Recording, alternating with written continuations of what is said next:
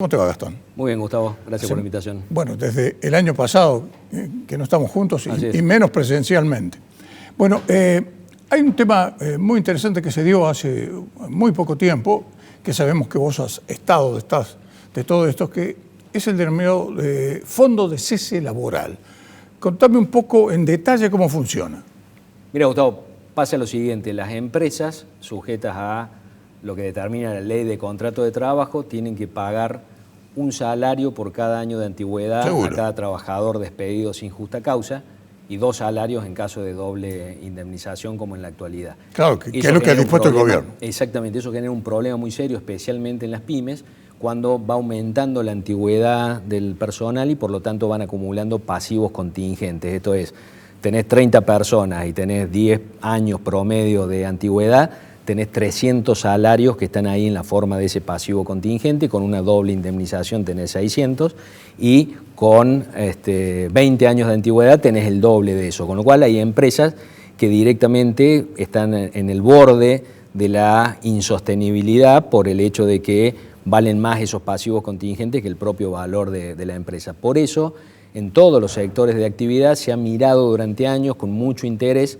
el esquema que tiene UOCRA, que tiene una parte del sector de la construcción, la ley 22.250, que lo saca de la ley de contrato de trabajo y establece que el empresario aporta todos los meses a una cuenta del trabajador y cuando cesa la relación laboral por el motivo que fuere, terminó una obra, hay un despido, o lo que sea. Hay una movilidad muy grande en la construcción. Exactamente, hay una movilidad muy grande y está la lógica de la duración de los distintos proyectos, pero la cuestión es que el empresario ahí no tiene esos pasivos contingentes, sino que es simplemente el trabajador. Al trabajador se le activan esos fondos en su cuenta especial que se los puede utilizar una vez que se da la causal de desvinculación. Bueno, acá surgió una iniciativa de la Cámara Argentina de la Construcción, Delegación Córdoba, y de Huecara del Interior, el otro sindicato de la construcción en el cual están agremiados los mandos medios y para los cuales rige la ley de contrato de trabajo.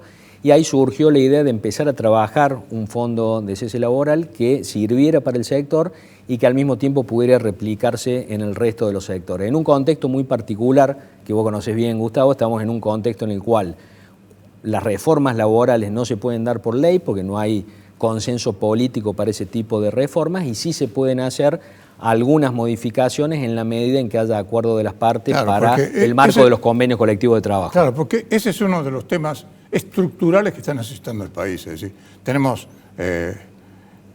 leyes laborales que datan del año 50 y son inamovibles y cada vez que alguien las quiere tocar hay un paro general de la CGT. Bueno, la mayoría de los convenios colectivos de trabajo tienen más de 50 años, de épocas en que no existía prácticamente nada de las tecnologías que hoy tenemos. Pero el punto es que el análisis técnico de las posibilidades de un acuerdo en este sector, después replicable en los otros sectores, comenzó a realizarse en el marco del Foro de Análisis Económico de la Construcción. Este es un espacio donde los propios empresarios participan del proceso de investigación, con lo cual logramos ponerle inteligencia colectiva al análisis, en este caso de la posibilidad de un fondo de cese laboral, y acá aparecieron cosas que nunca se habían estudiado porque nunca nadie había empezado a pensar de qué manera se podía replicar algo al estilo de lo de UOCRA, pero en contexto donde las empresas ya tienen antigüedad de su personal, ya tienen pasivos contingentes y por lo tanto hay que pensar esa transición. Entonces empiezan a surgir cosas como esta, para que las empresas al aportar puedan cubrir todas las indemnizaciones, tienen que aportar el 8.33% de cada salario, porque eso es una 12ª parte, eso hace que a lo largo del año termines integrando un salario por cada año de antigüedad de los trabajadores, pero cuando uno se pone a simular el impacto sobre las empresas reales, actuales, sale más caro para las empresas el nuevo esquema que el esquema anterior, con lo cual no es viable.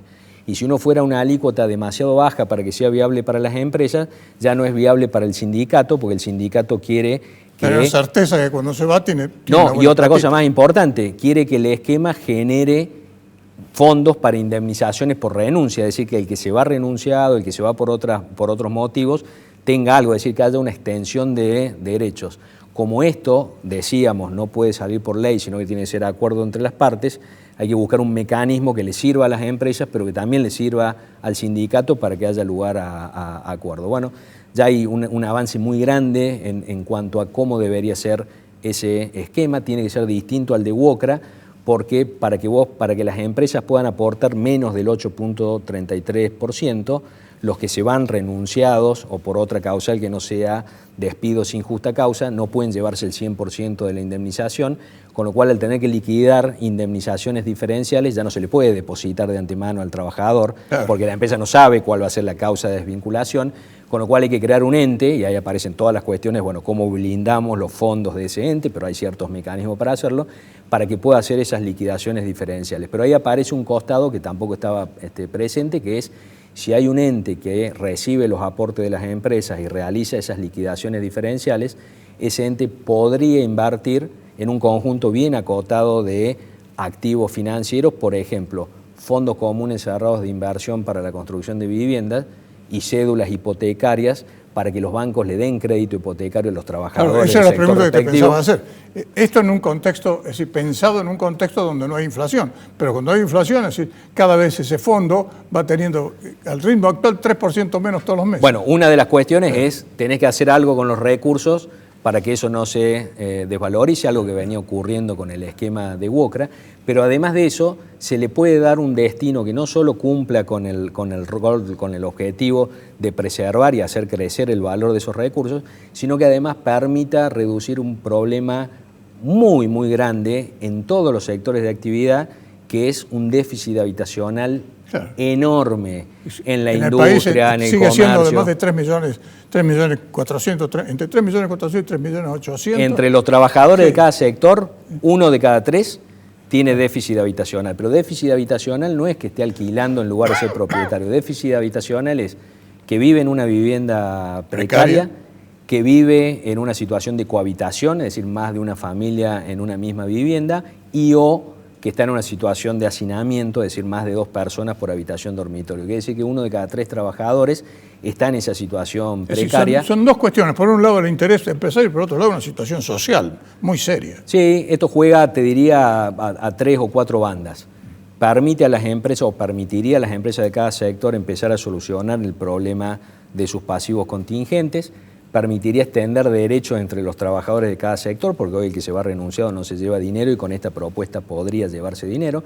Permitiría generar recursos para destinar a la construcción de viviendas y a la reducción del déficit habitacional y permitiría generar actividad económica y empleo justamente por la actividad de la construcción que podría promover. De tal manera que es un mecanismo que está siendo mirado con atención en distintos sectores justamente porque tiene ese potencial de atender a esos 4 problemas. Se formaría un círculo virtuoso realmente importantísimo ahí.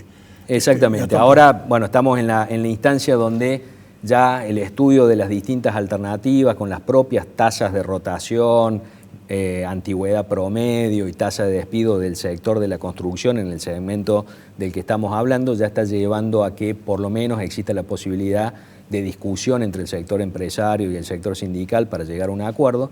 La idea era que con un eventual acuerdo en ese sector eso sirviera de prueba piloto y de caso de éxito para después adaptarlo y encararlo en otros sectores, y los tiempos se han acelerado. Claro, es algo realmente novedoso, casi revolucionario, ¿no? Es decir, porque además es importantísimo no solo el hecho de este fondo, sino que en definitiva se los pueda sentar en una misma mesa a empresarios y sindicalistas a hablar de otra cosa que no sea la paritaria de todos los años, ese enfrentamiento permanente cuando se trata de algo que es un emprendimiento conjunto, porque una empresa sin trabajadores no existe como empresa.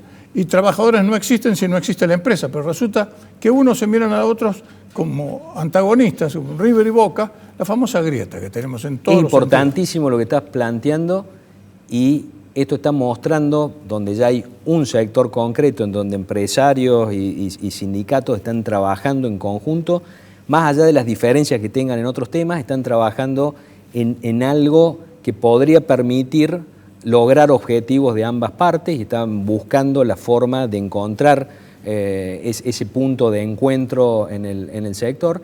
Y lo más interesante, te decía que se han acelerado los tiempos porque otros sectores de actividad cuando conocen, digamos, este trabajo que se está haciendo en el sector de la construcción, se genera interés y se empiezan a generar contactos entre sector empresario y sector sindical para tratar de avanzar en esta seguro que la gente de G5 aquí en Córdoba también lo está mirando, ¿no?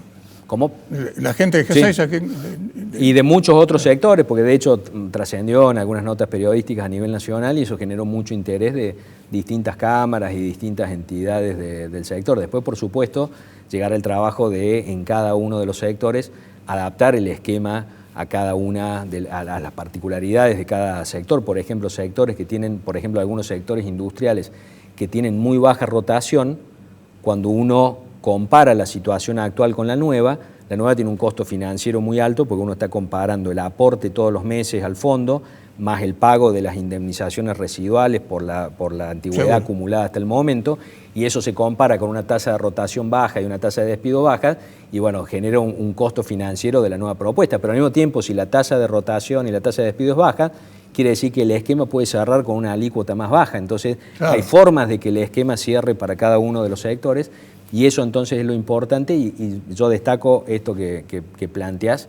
de que sector empresario, sector sindical, de distintos sectores de actividad, estén trabajando en una propuesta concreta o puedan trabajar en una propuesta concreta para mejorar la situación de las partes, independientemente de los otros intereses contrapuestos y los otros conflictos que pudiera haber en cada sector, e independientemente de las limitaciones que la política le pone a cualquier reforma vinculada con lo laboral. Sí, Gastón. Además hay que tener en cuenta que es un ayornamiento casi inevitable en momentos tan particulares como los que estamos viviendo, porque la pandemia ha dejado, por supuesto, todo tipo de consecuencias, pero la principal es que ha comenzado una era nueva, es decir, es una era nueva. El mundo que conocíamos no existe más. O nos ayornamos a un nuevo mundo o directamente desaparecemos, como ha sucedido, por ejemplo, en el caso de Córdoba, que han desaparecido casi 2.500 empresas, ¿no? Fíjate vos que este tipo de mecanismos permiten más flexibilidad acorde con los tiempos que vienen, sin quitarle derechos laborales a los trabajadores, al contrario, extendiéndole derechos laborales, porque se estarían extendiendo un esquema indemnizatorio a trabajadores que hoy no reciben indemnización cuando renuncian, se jubilan o terminan su relación laboral de una manera distinta al despido sin justa causa. De tal manera que acá también hay algo interesante, porque también, ¿qué ocurre con el esquema actual?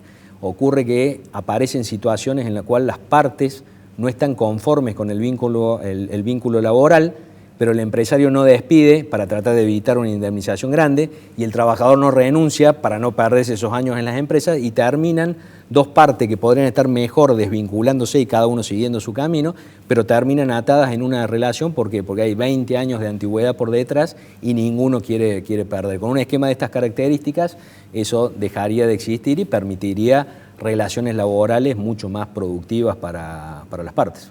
Gastón, interesantísimo este diálogo, porque cuando vos me lo mencionaste, yo dije es algo totalmente novedoso y es bueno que todos ustedes lo conozcan, porque en definitiva hay que aguzar el ingenio en estas circunstancias tan especiales que está viviendo el país. Y sobre todo cuando se piensa en que todo esto no ocurrió tan solo en el 2020. Estamos ya con el 2021, 3 meses vamos a llevar.